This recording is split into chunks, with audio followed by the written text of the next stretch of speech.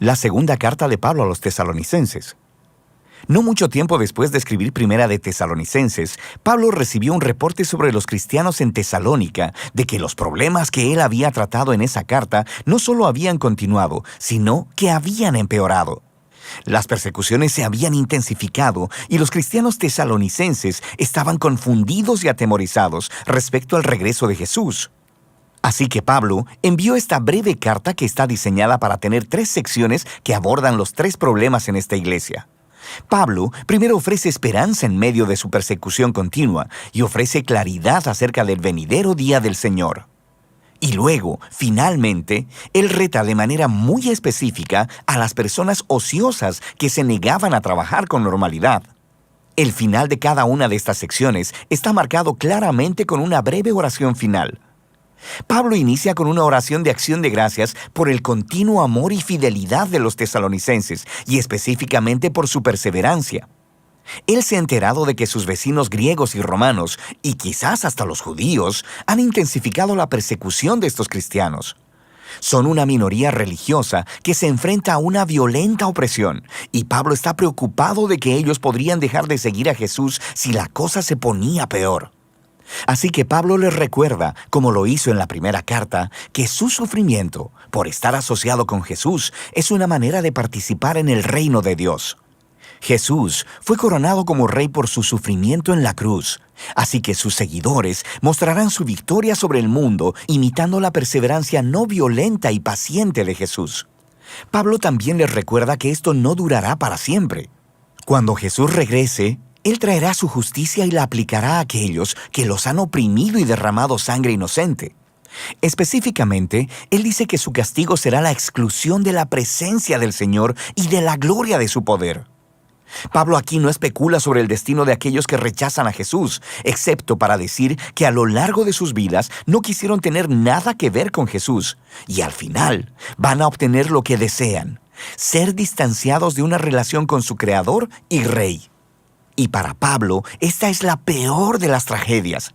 Elegir la separación de Jesús, la fuente de toda vida y amor, es abrazar tu propia perdición. Él cierra esta idea orando para que Dios use sus sufrimientos para traer un profundo cambio de carácter dentro de ellos, de modo que sus vidas honren el nombre de Jesús. Pablo entonces pasa a tratar un asunto específico relacionado con el regreso de Jesús y el día del Señor. Alguien en la comunidad de la iglesia en Tesalónica había estado esparciendo información equivocada a nombre de Pablo, diciendo que el acto final de justicia de Dios sobre la maldad humana, el día del Señor, estaba sobre ellos, que ya había llegado. Y esta gente probablemente habían estado prediciendo fechas sobre el final de todas las cosas y estaban asustando a otros cristianos. Y puedes darte cuenta de por qué. Debido a la intensa persecución, eran vulnerables a que alguien dijera que Jesús ya había venido como ladrón en la noche. Ellos habían sido dejados atrás. Quizá Jesús abandonó a los tesalonicenses en su sufrimiento. Estas palabras realmente molestan a Pablo. Están distorsionando su enseñanza. El regreso de Jesús nunca debería inspirar miedo, sino más bien esperanza y confianza. Pablo les recuerda todo lo que les enseñó acerca del regreso de Jesús cuando estaban en la ciudad, y aquí les ofrece un breve resumen. En realidad, esta explicación es demasiado corta.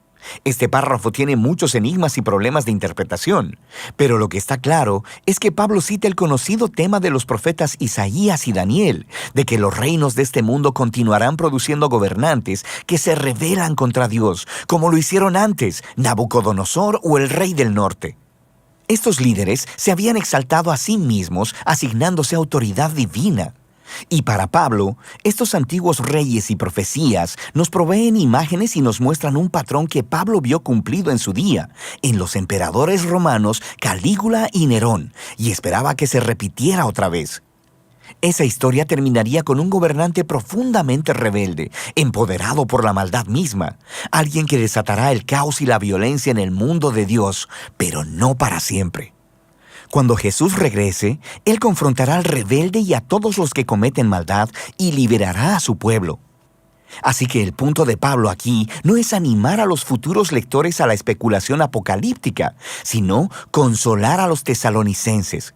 Él está recordando las enseñanzas de Jesús en Marcos 13, donde dijo que los eventos que anunciarán su regreso serían muy públicos y evidentes. Así que ellos no necesitan estar atemorizados o preocupados porque fueron dejados atrás. Más bien, deben mantenerse fieles hasta que Jesús regrese para liberarlos. Así que, en su oración final, Él le pide a Jesús y al Padre que consuelen y fortalezcan a los tesalonicenses para que permanezcan fieles en el camino de Jesús. Lo cual lleva a Pablo a su tema final, un reto para aquellos que estaban ociosos, lo cual no significa simplemente que eran perezosos. Se está refiriendo a personas que eran irresponsables y se negaban a trabajar para sostenerse a sí mismos, resultando en vidas personales caóticas. Pablo ya había tratado este problema en su primera carta y parece que se había puesto peor. Ahora, no sabemos con certeza por qué algunas personas en esta iglesia se negaban a trabajar. Es posible que este problema estuviera conectado con el anterior. Quizá algunas personas pensaban que Jesús regresaría muy pronto, así que renunciaron a sus trabajos y dejaron de vivir su vida normal. Pero es más probable que Pablo esté hablando de un problema relacionado con una práctica de cultura romana llamada patronaje. Así que tenías personas pobres viviendo en las ciudades quienes se hacían clientes, una especie de sirvientes personales de las personas ricas, y se mantenían de su generosidad ocasional. Pero habían muchas condiciones no evidentes. Esto a veces involucraba a los sirvientes en la manera corrupta de vivir de sus patrones, sin mencionar que tenían un salario impredecible.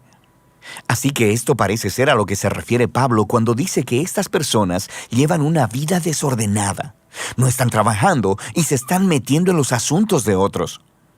Pablo entonces les recuerda del ejemplo que les dio cuando estuvo con ellos. Él no les pidió de su dinero, trabajó para poder sostenerse a sí mismo y para poder servir a los tesalonicenses sin tener que cobrar. Él dice que este es el ideal. Los seguidores de Jesús deben imitar el amor sacrificial de Jesús al trabajar duro para poder proveer para sí mismos, de modo que sus vidas puedan ser de beneficio para los demás.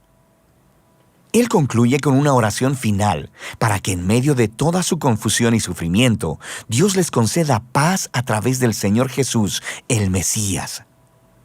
Esta breve carta a los tesalonicenses nos ayuda a ver que la creencia de los primeros cristianos sobre el regreso de Jesús y la esperanza del juicio final no eran ideas que procuraran generar especulaciones sobre las fechas de los tiempos apocalípticos. Más bien estas creencias trajeron esperanza, inspiraron fidelidad y devoción a Jesús, especialmente para los cristianos perseguidos que se enfrentaban con violenta oposición. Así que, para las generaciones posteriores de cristianos, ya sea que enfrenten persecución o no, esta carta nos recuerda que lo que esperamos que suceda moldea aquello que motiva tu vida diaria. Y de eso se trata Segunda de Tesalonicenses.